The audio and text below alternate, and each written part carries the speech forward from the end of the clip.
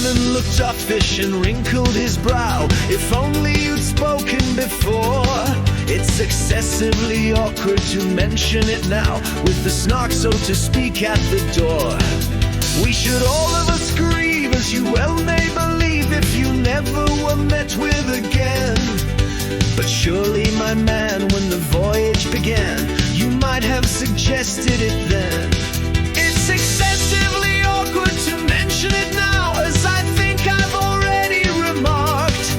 And the man they called High replied with a sigh, I informed you the day we embarked. You may charge me with murder or want of sense, we are all of us weak at times, but the slightest approach to a false pretense was never among my crimes.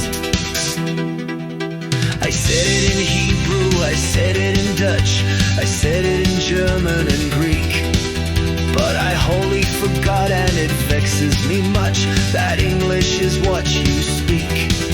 'Tis a pitiful tale, said the bellman, whose face had grown longer at every word. But now that you've stated the whole of your case, more debate would be simply absurd. The rest of my speech he explained to his men, you shall hear when I've leisure to speak it. But the Snark is at hand, let me tell you again, 'tis your glorious duty to seek it.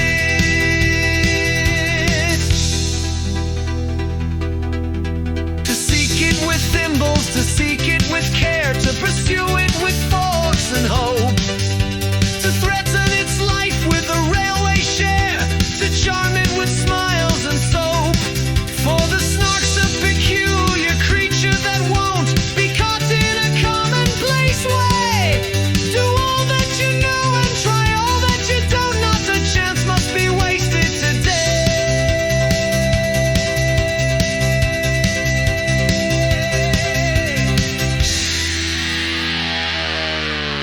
For England expects I forbid to proceed, 'tis a maxim tremendous but trite, and you'd best be unpacking the things that you need to rig yourselves out for the fight.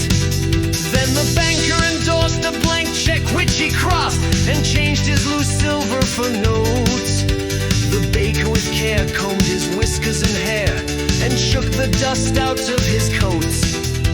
The boots and the broker were sharpening a spade, each working the grindstone in turn. But the beaver went on making lace and displayed no interest in the concern. Though the barrister tried to appeal to its pride, and vainly proceeded to cite a number of cases in which making laces had been proved an infringement of right.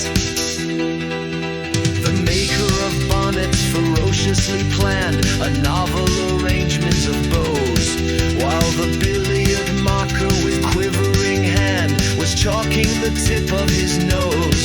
But the butcher turned nervous and dressed himself fine, with yellow kid gloves and a ruff. Said he felt it exactly like going to dine, which the bellman declared was all stuff.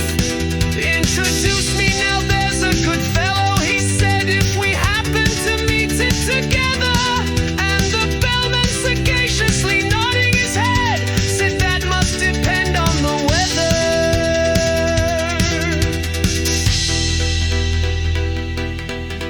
The beaver went simply galumsing about at seeing the butcher so shy, and even the baker, though stupid and stout, made an effort to wink with one eye.